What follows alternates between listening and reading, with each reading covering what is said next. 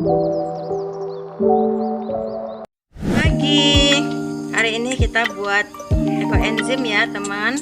Pasti teman-teman udah tahu dong manfaat dari ekoenzim ini ya. Ini enzim buah ya, dan sudah sangat booming. Ini penemunya Dr. Sukon dari Thailand, dan sekarang bahkan ramuan ini sudah diakui oleh WHO.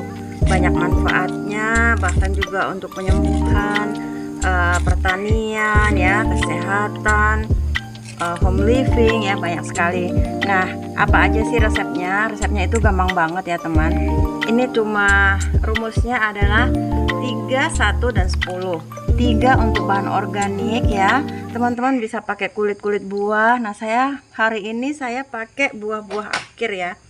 Nah, kemudian yang 1 bagian adalah gula merah atau molase atau GMT ya, gula merah tebu ya. Nah, apa aja yang ada di tempat teman-teman sekalian yang gampang didapat. Karena di tempat saya susah dapat molase, saya pakai gula merah. Yang perlu diingat adalah bahwa kita kalau bisa jangan pakai gula pasir, karena gula pasir itu sudah mengalami refinasi ya teman-teman. Jadi agak kurang baik gitu untuk ekoenzim ini ya. Nah, ini saya pakai gula merah, saya udah cemplungin duluan tadi nih.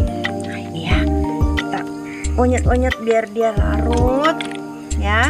Nah, hari ini saya bikin ekoenzim ini dengan kombinasi bahan organik dari jambu air, pepaya ya, kemudian kulit nanas ya, kemudian kulit mangga dan buah markisa jumbo, sedikit kulit lengkeng. Kalau saya buat ekoenzim itu selalu saya usahakan ada kandungan ini ya teman-teman, ada kandungan kulit nanas ya. Kenapa? Karena kulit nanas ini kaya dengan enzim ya. Bagian kulitnya maupun bagian tengahnya itu ya, itu kaya dengan enzim, dan enzim ini akan membuat ekoenzim kita penuh manfaat, kaya manfaat ya. Tetapi kalau di tempat teman-teman susah dapat nanas, jadi artinya teman-teman juga susah dapat kulit nanas, nggak masalah, teman-teman pakai aja bahan organik yang ada di sekitar teman-teman. Sekedar informasi bahwa ekoenzim ini juga kita bisa buat sesuai tujuan tertentu ya, on purpose ya. Misalnya teman-teman mau buat untuk pertanian gitu, nah kita bisa masukkan bahan-bahan yang berguna untuk pertanian, misalnya untuk pupuk buah ya, atau pupuk daun, perangsang pembungaan gitu ya. Jadi ini benar-benar ramuan ajaib ya. Ini adalah satu cara yang diilhamkan Tuhan kepada penemunya Dr. Sukon untuk bagaimana kita mengelola sampah organik di sekitar kita. Jadi tujuan utamanya adalah mengelola sampah organik supaya sampah-sampah organik ini enggak dikirim ke TPA teman-teman. Karena kalau kita kirim ke TPA, di sono jadinya numpuk-numpuk dan menghasilkan gas metana. Nah, gas metana ini berbahaya ya untuk ozon, untuk kehidupan, untuk kesehatan. Bahkan kalau gas metana ini terperangkap, satu ketika bisa meledak ya. Nah, itu sangat berbahaya.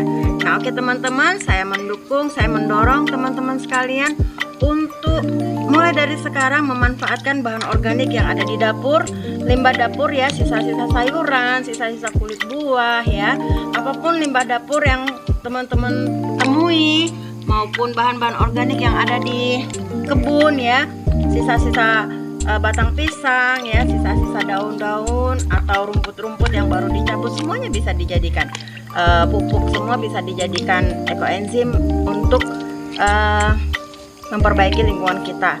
Yang pasti adalah pembuatan ekoenzim ini harus bersih. Jadi kulit-kulit buah sebelumnya ya, batang-batang sayur, sisa-sisa itu harus dicuci. Saya tadi sudah cuci sebelumnya dengan larutan ekoenzim.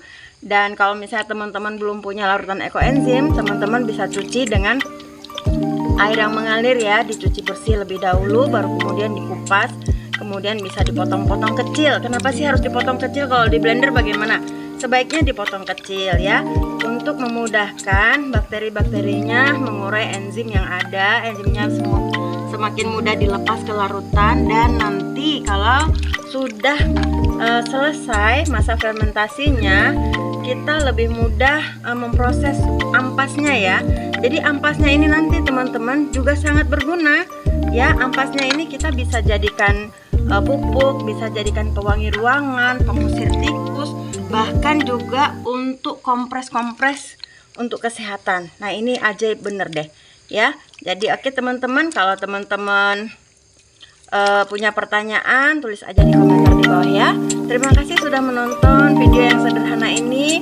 Kurang lebihnya saya mohon maaf. Kita akan lengkapi di lain kesempatan.